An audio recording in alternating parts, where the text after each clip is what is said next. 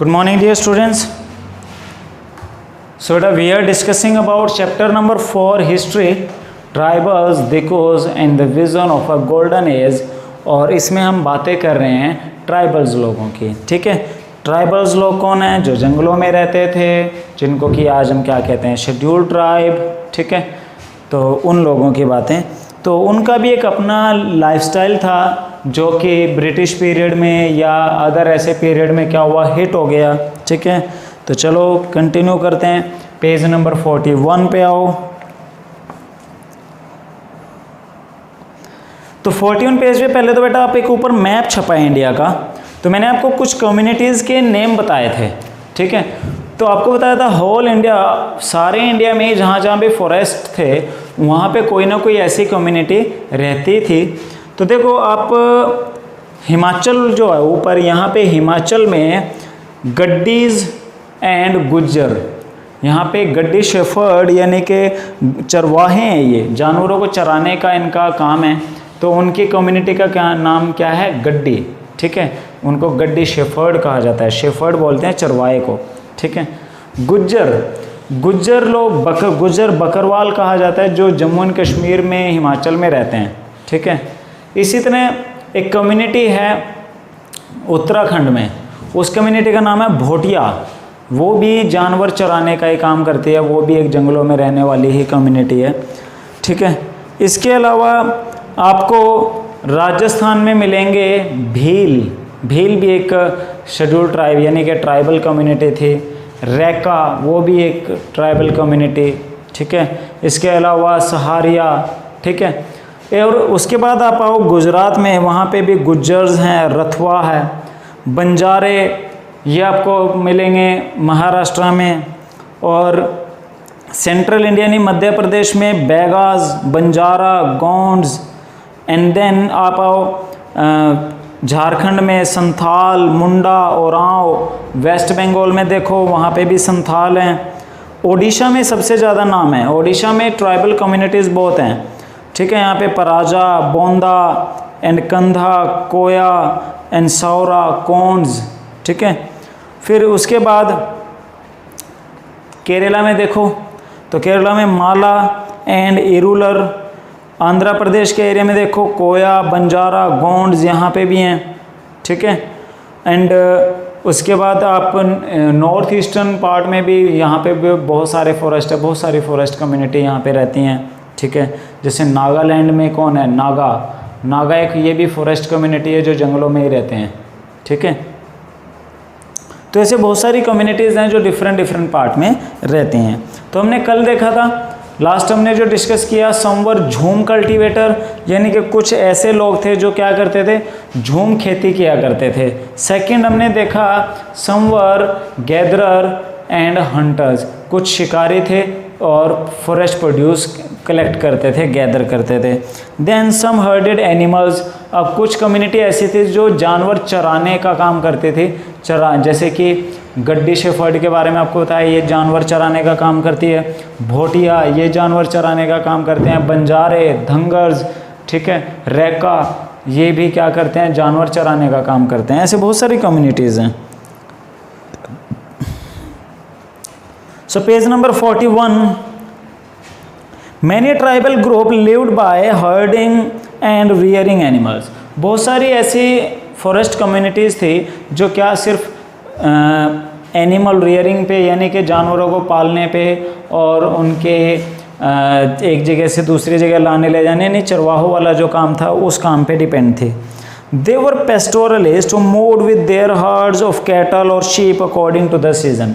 वो क्या थे? देवर पेस्टोरलिस्ट, वो चरवाए थे जो सीज़न की मूवमेंट के हिसाब से एक जगह से दूसरी जगह आते जाते रहते थे। जैसे मान लो कश्मीर में बकरवाल लोग हैं, ठीक है, वो भेड़ें चराते हैं, शीप रियरिंग करते हैं। तो क्या होता है, जब स्नो टाइम होता है, ठंड का टाइम होता है, जब बर्फ़ पड़ रही होती है, ऐसे टाइमिंग में वो क्या करते हैं, अपने हर्ड्स लेके, अपने शीप के झुंड लेके क्या करेंगे, थोड़ा नीचे वाले एरिया में आ जाएंगे। ठीक है, जम्मू कश्मीर से निचले एरिया में जहाँ तक बर्फ़ नहीं पड़ती, वहाँ पे चराएंगे उनको। जब गर्मी आने लगेगी इंडिया में और वहाँ पे क्या होगा कि बर्फ़ ख़त्म होने लग जाएगी, फिर वो ऊपर की तरफ जाना शुरू कर देंगे। तो वो सीज़न के अकॉर्डिंग अपने क्या करते हैं, मूवमेंट करते हैं, ठीक है। The Van Gujjars of the Punjab hills and Labadis of Andhra Pradesh were cattle herders. तो और इसके अलावा कुछ गुज्जर्स हैं हिमाचल में, ठीक है, और भी कई जगह पे हैं, वो कैटल हर्डर्स हैं, ठीक है। इसके अलावा बहुत सारी ऐसी कम्युनिटीज़ हैं जो डिफरेंट, कुछ शीप हर्डर हैं, कुछ कैटल हर्डर हैं, okay. And the Gaddis of Kullu were shepherds and the Bakarwal of Kashmir reared goats. तो गड्डी शेफर्ड जो हैं वो क्या हैं, वो भी यानी कि ये भेड़ बकरियां चराते हैं, ठीक है। एंड बकरवाल वो बकरियां चराते हैं। You will read more about them in the history book next year. अगले साल आपको एक चैप्टर आएगा 9th क्लास में हिस्ट्री में, 5th chapter pastoralism in modern world. तो वहाँ पे आप पढ़ोगे उन लोगों के बारे में जो पेस्टोरलिज्म करते थे, यानी उनकी लाइफ कैसी थी, उनकी लाइफ में बाद में क्या चेंज आ गए, ओके। उसके बाद आते हैं सम टुक टू सेटल्ड कल्टीवेशन, ठीक है।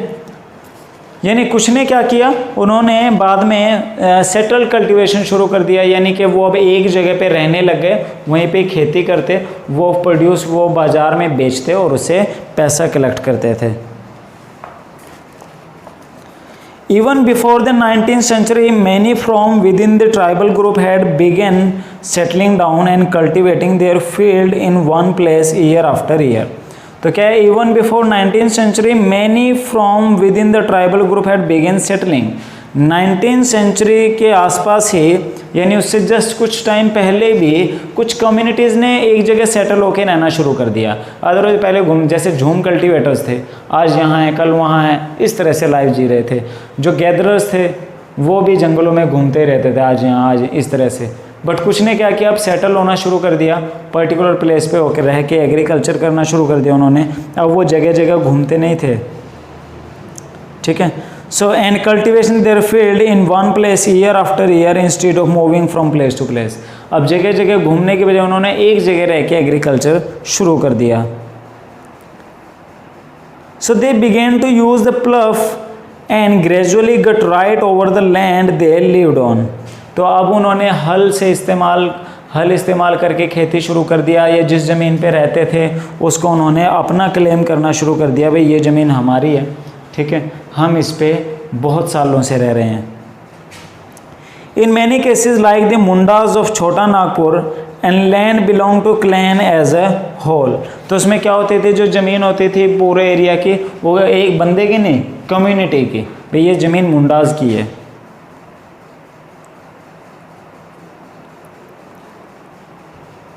So when all members of clan were regarded as descendants of original settlers who had first cleared the land.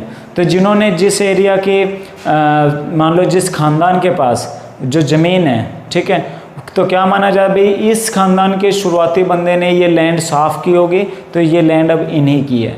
तो इस तरह क्लैन वाइज यानी ख़ानदान वाइज उनकी ज़मीन जो थी वो डिसाइड रहती थी, जिसकी वो जनरेशन बाय जनरेशन जिसको यूज़ करते थे। So therefore all of them had rights on land. तो इसीलिए सबकी ज़मीन पे राइट था, भाई ये इसकी ज़मीन है, ये उनकी ज़मीन है, ये इसकी ज़मीन है। Very often some people within the clan acquired more power than others, some became chief and other followers. But कुछ की जो पावर थी वो ज़्यादा हो गई और उन्होंने बाकी अदर लोगों को अपनी पावर में ले लिया, तो कुछ चीफ बन गए, कुछ फॉलोवर बन गए। Powerful man often rented out their land instead of cultivating it themselves. तो जो चीफ बन गए उन्होंने अपनी ज़मीन खुद खेती करने के बजाय औरों को दे दी खेती करने के लिए, और उनसे रेंट लेते थे। British official saw settled tribal group like the Gonds and Santhal as more civilised than hunter gatherer और शिफ्टिंग कल्टिवेटर। अब जो ब्रिटिशर्स रूल कर रहे थे उस एरिया में, उन्होंने जैसे संथाल्स ने अब सेटल होकर एक जगह रहना शुरू कर दिया था, एक जगह एग्रीकल्चर कर रहे थे, तो उन्होंने उन कम्युनिटीज़ को अच्छा माना, उनको मोर सिविलाइज माना than those who at that time continues with their traditional practices, जो कि उस टाइम पे वही घूमने फिरने वाली, झूम खेती करने वाली जो कम्युनिटीज़ थी, उनके कंपैरिजन में संथाल जैसी कम्युनिटीज़ जो एक जगह रहने लग गई थी उनको सही माना, अच्छा माना। British officials saw settled tribal group like the Gonds and Santhal as more civilized than hunter-gatherer shifting cultivator. Those who lived in the forest were considered to be wild and savage. They needed to be settled and civilized. तो britisher ने क्या माना कि जो जंगलों में लोग रहते हैं they are uncivilized and wild, वो जंगली हैं, ठीक है, वो uncivilized हैं, and they had to be civilized, और उनको civilized करना पड़ेगा, उनको एक जगह पे रखना पड़ेगा, ठीक है। वो उनको क्या मानते थे, खतरनाक मानते थे। ओके, तो अब क्या हो गया, यानी कि ब्रिटिशर्स ने अपने टांग घुसा दी, पंगे लेने शुरू कर दिए उनके लाइफ में। तो अब क्या चेंज आए वो देखो। How did colonial rule affect tribal lifes? तो कॉलोनियल रूल ने यानी कि ब्रिटिश रूल ने उनकी लाइफ पे क्या चेंज डाला? The lives of tribal group changed during British rule. So let us see what these changes were. तो चेंज आए, देखते हैं क्या क्या चेंज आए। First, what happened to tribal chief? अब हमने देखा था some persons who got more power they became chief. Society के अंदर ही अलग अलग जगह पे जिसके पास ज़्यादा पावर आ जाती है वो चीफ बन जाता था। तो पहले तो चीफ का क्या हुआ? Before the arrival of British in many areas the tribal chief were important people. जब तक ब्रिटिशर्स का रूल नहीं हुआ था तब तक या शुरुआती टाइम में भी जो ट्राइबल चीफ होते थे, यानी कि जो जंगलों में रहने वाले लोग थे, उनकी जो कम्युनिटी होती थी उसमें जो मेन लीडर होता था जिसको चीफ मानते थे वो, ठीक है, उनकी एक पावर होती थी, इंपॉर्टेंट पर्सन होता था, सब लोग उसको फॉलो करते थे।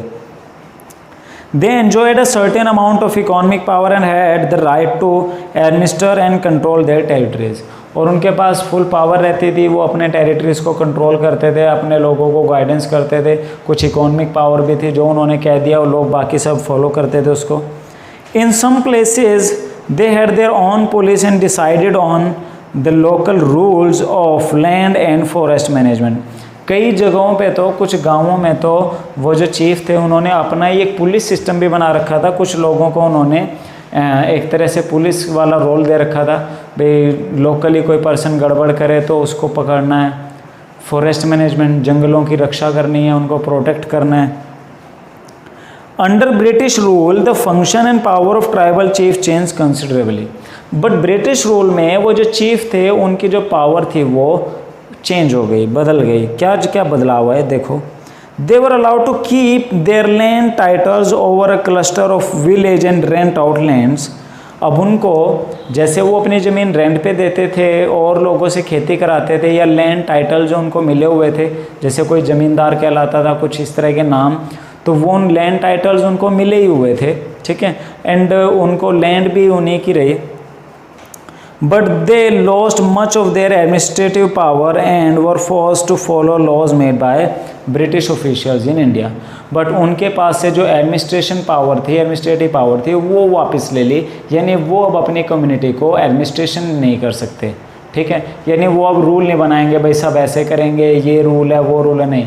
Now they had to follow the rules those were made by British official. अब उनको वही कानून मानने थे जो कानून ब्रिटिशर्स ने बनाए थे। So they also had to pay tribute to British and discipline the tribal group on behalf of the British. अब उन्होंने चार्ज फिर भी उन्हीं को दे दिया, चीफ को ही, भाई उनको क्या है, ब्रिटिशर्स को ट्रिब्यूट पे करना पड़ेगा, यानी कि नजराने भेजने पड़ेंगे, गिफ्ट भेजने पड़ेंगे और उनको सलाम करना पड़ेगा, यानी अपने आप को उनका सबॉर्डिनेट मानना पड़ेगा, ठीक है, और ब्रिटिशर्स के बिहाफ पे रूल करना पड़ेगा। They lost the authority they had earlier enjoyed amongst their people and were unable to fulfill their traditional function. अब उनको ब्रिटिशर्स के अकॉर्डिंग काम करना पड़ता था और उनके जो ट्रेडिशनल वैल्यूज़ थे, ट्रेडिशनल फंक्शंस थे, वो ख़त्म हो गए थे, ठीक है। यानी कि रूल तो कर रहे थे chief he, but independent rule नहीं था। अब उनको ब्रिटिशर्स के बिहाफ पे रूल करना पड़ता था, वो ब्रिटिशर जो कहते थे वो मानना पड़ता था, ब्रिटिशर जो रूल बनाते थे वो रूल फॉलो कराने पड़ते थे, ठीक है। तो ये तो चेंज किसकी लाइफ में आया, चीफ्स की। अब देखो what happen to shifting cultivators. वो लोग जो झूम खेती करते थे, शिफ्टिंग एग्रीकल्चर करते थे, उनकी लाइफ पे क्या चेंजेस आए। The British were uncomfortable with groups who moved about and didn't have a fix home. अब ब्रिटिशर्स को वो कम्युनिटीज़ बिल्कुल भी अच्छी नहीं लग रही थी, या जो वो उसको सही नहीं मान रहे थे, जो कम्युनिटी एक जगह सेटल नहीं थी, जो एक जगह से दूसरी जगह घूमते रहते थे। प्रॉब्लम क्या थी, मान लो एक गांव के लोग यहाँ रहते हैं और पर्टिकुलर यहीं रहेंगे अब, तो गवर्नमेंट के लिए उनको गवर्न करना, एडमिनिस्टर करना इजी है, उनके लिए पॉलिसी लेना, उन पे नज़र बनाए रखना इजी है। बट अगर मान लो आज ही यहाँ हैं, कल पता नहीं कहाँ होंगे, रातों रात मनमाने, जैसे आपने देखा होगा कुछ ना ऐसे लोग आते हैं राजस्थान साइड के, उनको गडिये लोहार बोलते हैं। वो क्या करते हैं, बैल गाड़ियाँ सी होती हैं उनकी, उन्हीं पे ही उनकी झोपड़ी बनी हुई होती है, वहीं पे ही उन्होंने अपना वो क्या करेंगे, एक खाली जगह पे, खाली प्लॉट में या किसी ऐसी जगह पे अपना डेरा डाल लेंगे, वहीं पे ही फटाफट झोपड़ियाँ बनाएंगे, महीने 2 महीने रहते हैं वहाँ पे, या कुछ ज़्यादा टाइम भी रह जाते हैं, फिर अपने वही गाड़ियाँ उठाई और कहीं और चले गए। ठीक है, अब जो आज यहाँ थे, हमें अगले पता ही नहीं लगेगा वो अब अगली कहाँ जगह जा रहे हैं, उनको खुद नहीं पता होता हम कहाँ जा रहे हैं, चलते रहते जहाँ उनको लगे हाँ यहाँ रह लो, यहाँ ठीक है, वहाँ रुक जाते हैं वो। ठीक है, तो इस तरह ब्रिटिशर्स को प्रॉब्लम होती थी, भाई आज यहाँ है, कल पता नहीं कहाँ होंगे, तो ऐसे में इनको गवर्न करना बड़ा मुश्किल है। मान लो कोई पर्सन क्राइम करके चला जाए तो उसको ढूंढ ही नहीं सकते, तो इसीलिए वो घूमने फिरने वाली कम्युनिटीज़ को अच्छा नहीं मानते थे। They wanted tribal people, tribal group to settle down and become peasant cultivator। तो वो क्या चाहते थे, भाई ये जो ट्राइबल पीपल हैं एक जगह रहें, ठीक है, और अपना कल्टीवेशन करें। Settled peasants were easier to control and administer than people who were always on the move। तो जो लोग एक जगह रहते हैं उनको एडमिनिस्टर करना इजी है, कंपैरिजन में उनकी जो बस घूमते ही रहते हैं। The British also wanted a regular revenue source for the state, so they introduced land settlements। तो ब्रिटिशर्स क्या चाहते थे, वो रेगुलर इनकम भी चाहते थे, रेवेन्यू भी चाहते थे, भाई जो लैंड है उनसे उनको कुछ मिले। Okay, so that is they measure the land. इसीलिए उन्होंने क्या किया, उन्होंने परमानेंट सेटलमेंट सिस्टम निकाले या लैंड सेटलमेंट्स किए, उन्होंने दे मेजर द लैंड, उन्होंने ज़मीन की मपाई की, define the rights of each individual to that land, और पर्टिकुलर पर्सन के नाम वो ज़मीन कर दे, भाई जैसे ये ज़मीन इस पर्सन को दे दी, ये ज़मीन इस पर्सन को, तो गवर्नमेंट उसी से आके क्या मांगेगी, टैक्स मांगेगी। Okay, and fix the revenue demand for the state, और उन्होंने जिस जिसको जो ज़मीन दी उसका फिक्स कर दिया, तेरे को गवर्नमेंट को इतना पैसा पे करना पड़ेगा। Some peasants were declared land owner, अब कुछ पीजेंट्स को लैंड ओनर डिक्लेयर कर दिया, अदर टेनेंट्स, और कुछ को बस किराएदार, यानी कि ज़मीन तो रहेगी सरकार की ही और वो बस एक किराएदार की तरह खेती करते रहेंगे। As we have seen chapter 2, the tenants were to pay rent to landowner who in turn paid revenue to the state। तो टेनेंट्स को यानी किराएदार को क्या करना पड़ता था, पे करना पड़ता था लैंड ओनर को, और लैंड ओनर किसको पे करता था, आगे स्टेट यानी गवर्नमेंट को। The British effort to settle jhum cultivator was not very successful. अब गवर्नमेंट ने एफर्ट तो बहुत लगाए झूम कल्टीवेटर को एक जगह सेट करने के लिए, सेटल करने के लिए, बट वो कामयाब भी नहीं हो पाए सारी जगह।